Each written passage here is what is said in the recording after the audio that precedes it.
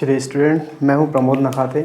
आज से हम स्टार्ट कर रहे हैं क्लास 12 मैथ्स का अध्याय 1, जिसमें दिया हुआ है संबंध और फलन, है ना, रिलेशंस एंड फंक्शंस। इसके बारे में हम देखते हैं। सबसे पहले आज क्या करेंगे, हम एक ओवरऑल देख लेते हैं, ओवरऑल व्यू देख लेते हैं कि वास्तव में इस अध्याय में हमें क्या क्या पढ़ना है। ठीक है, तो सबसे पहले हम देखते हैं कि प्रश्नावली, जो सबसे पहली प्रश्नावली है, प्रश्नावली 1.1, इसमें हम देखेंगे किसके बारे में, संबंधों के प्रकार, मतलब टाइप्स ऑफ रिलेशंस के बारे में। सेकंड प्रश्नावली आएगी 1.2, 1.2 में हम देखेंगे फलनों के प्रकार के बारे में, टाइप्स ऑफ फंक्शंस के बारे में। थर्ड आएगी 1.3, इसमें फलनों का संयोजन तथा व्युत्क्रमणीय फलन के बारे में देखेंगे। इसको बोला जाता है इंग्लिश में composition of functions and invertible function. ठीक है, तो कंपोजिशन ऑफ फंक्शंस के बारे में देखेंगे और इन्वर्सिबल फंक्शन के बारे में देखेंगे। कहाँ पर, 1.3 प्रश्नावली में। और 1.4 में हम देखेंगे द्विआधारी संक्रियाओं के बारे में। द्विआधारी संक्रियाएं मतलब बाइनरी ऑपरेशंस के बारे में। ठीक है, तो ये 4 प्रश्नावली हमें अध्याय 1 में पढ़ना है। ठीक है, उसके बाद में हम स्टार्ट करेंगे। इसके बाद इसको आप नोट कर लीजिए। इसके बाद स्टार्ट करते हैं कि सबसे पहला जो प्रश्नावली है इसकी तैयारी क्या, संबंधों के प्रकार। ठीक है, तो इसके पहले भी हम देखेंगे संबंध होते क्या हैं, इसके बारे में छोटा सा एक एग्जाम्पल लेंगे और उसके माध्यम से समझेंगे। पहले आप इसको नोट कर लीजिए। ठीक है,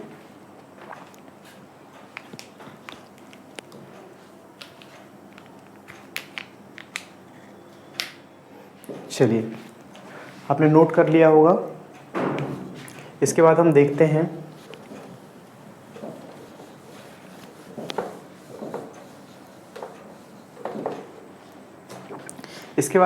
हैं संबंध।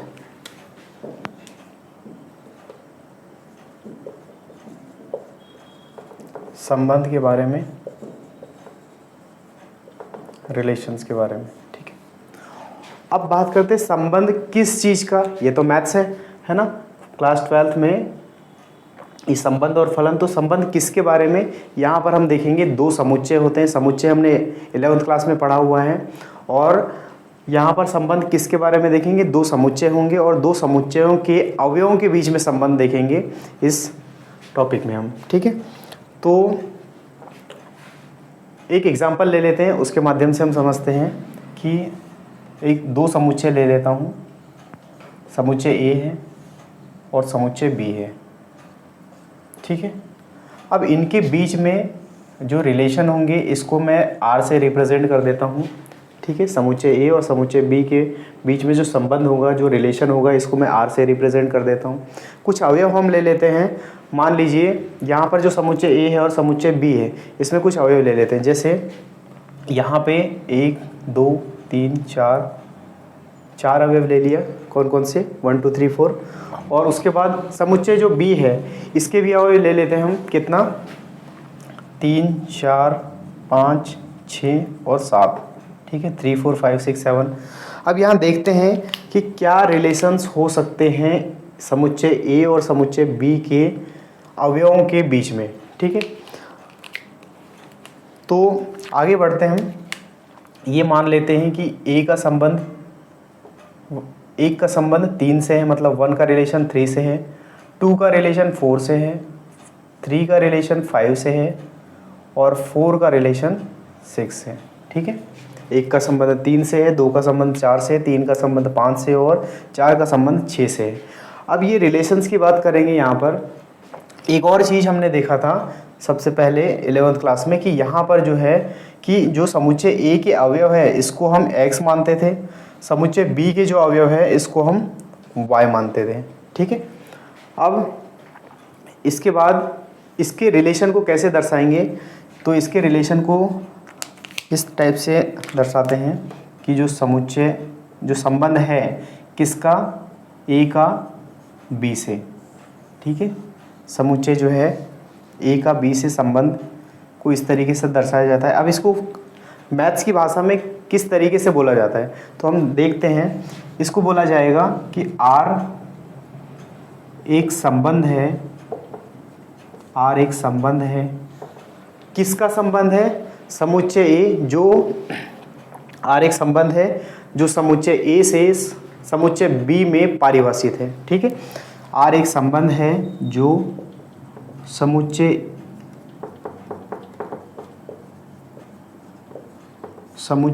ए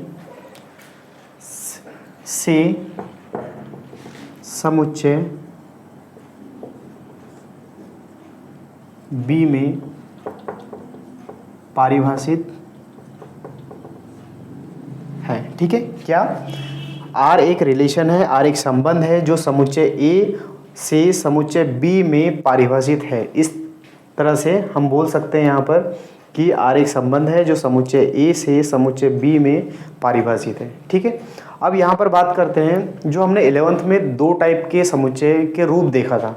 पहला जो दो रूप देखा था, एक रोस्टर रूप देखा था और दूसरा था समुच्चय निर्माण रूप। तो यहाँ पर हम देखते हैं कि ये जो डायग्राम बना हुआ है इसी को हम रोस्टर रूप में और एक बार समुच्चय निर्माण रूप में देखते हैं। ठीक है, तो इसको रोस्टर रूप में किस प्रकार से लिखा जा सकता है? रोस्टर रूप में। ठीक, रोस्टर फॉर्मेट में कैसे लिखेंगे तो हम देखते हैं। इसमें क्या करेंगे, जो आर ये बराबर है किसके, यहाँ पर जो रोस्टर फॉर्म में लिखने के लिए हमको सर्पाकार कोष्ठक ये जो मिडिल ब्रैकेट होता है उसका यूज़ करते हैं। अब यहाँ पर देखते हैं कि यहाँ पर देखिए 1 का रिलेशन 3 से है, तो 1 का रिलेशन 3 से है।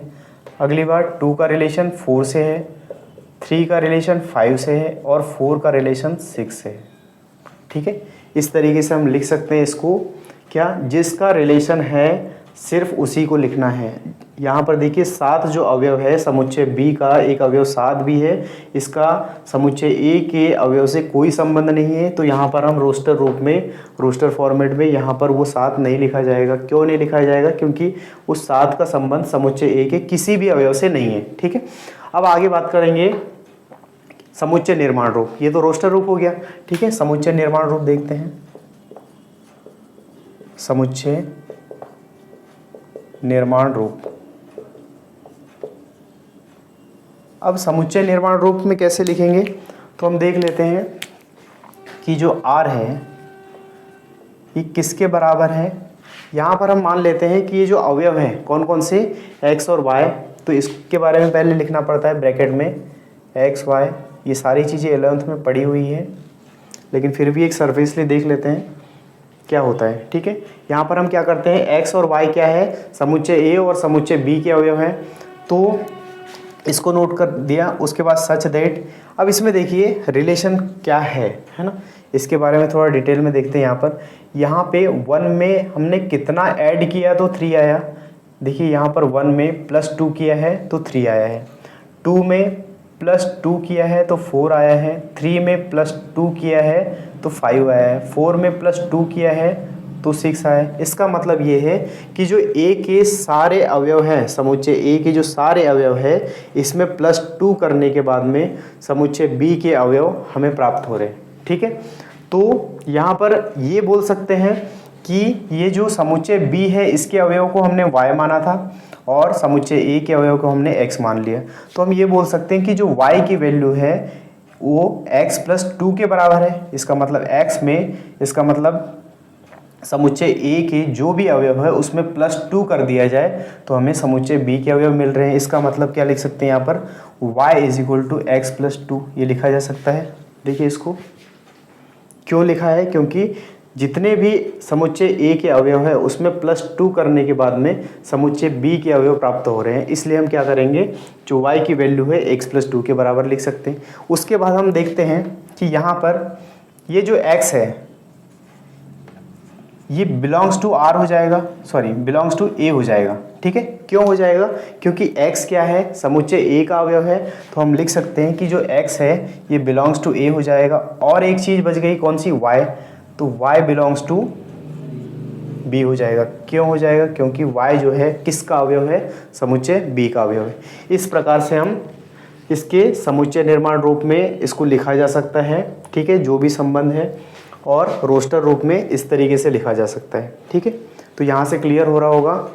ये सारी चीज़ें 11th क्लास की है और बस एक सरफेसली हमने देख लिया है कि ये जो दो समुच्चय होते हैं इसमें रिलेशंस कैसे देखेंगे हम, इस तरीके से लिखा जा सकता है इसको दोनों रूप में, एक रोस्टर रूप में और एक समुच्चय निर्माण रूप में। और लिखने का तरीका भी ये होता है, तो आप इसको नोट कर लीजिए। उसके बाद हम देखेंगे कुछ और बेसिक सी चीज़ें।